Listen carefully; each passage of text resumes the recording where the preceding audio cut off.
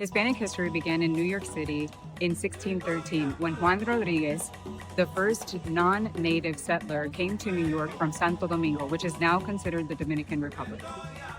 Juan Rodríguez arrived on Manhattan aboard a Dutch merchant ship. When the ship returned to Europe, Rodríguez chose to stay behind, trading his wages for hatchets, knives, and a musket, tools to survive and to trade. Here, among the Munsee people, he built relationships and learned the land. When Dutch ships came back a year later, Rodríguez helped them negotiate and trade, serving as a cultural bridge between Europeans and native communities. History remembers Juan Rodríguez as the first non-Indigenous resident of what became New York City, a Dominican, African-descendant, multilingual trader who lived freely and on his own terms. His story reminds us that Hispanic and Afro-Caribbean roots run deep in the story of America. Long before there was a United States, there was Juan Rodríguez, the first New Yorker.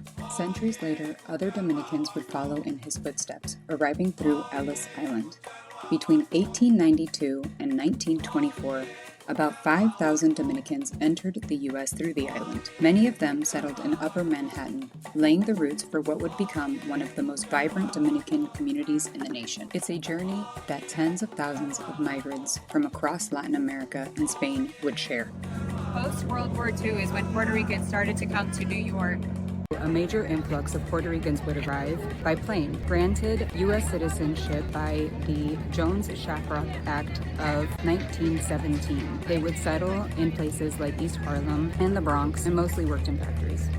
Between 1940 and 1970, New York's Puerto Rican population rose dramatically, reshaping neighborhoods and culture across the city. Today, Florida has the largest Puerto Rican population overall, surpassing New York in 2017.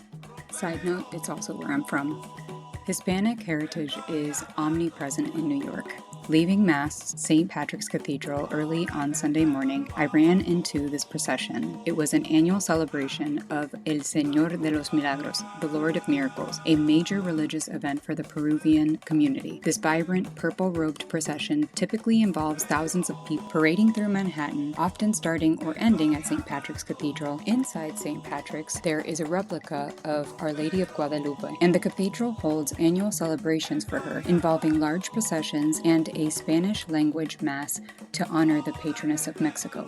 From Juan Rodríguez in 1613 to today, Hispanics didn't just find liberty in New York, they helped build it, and they continue the legacy today.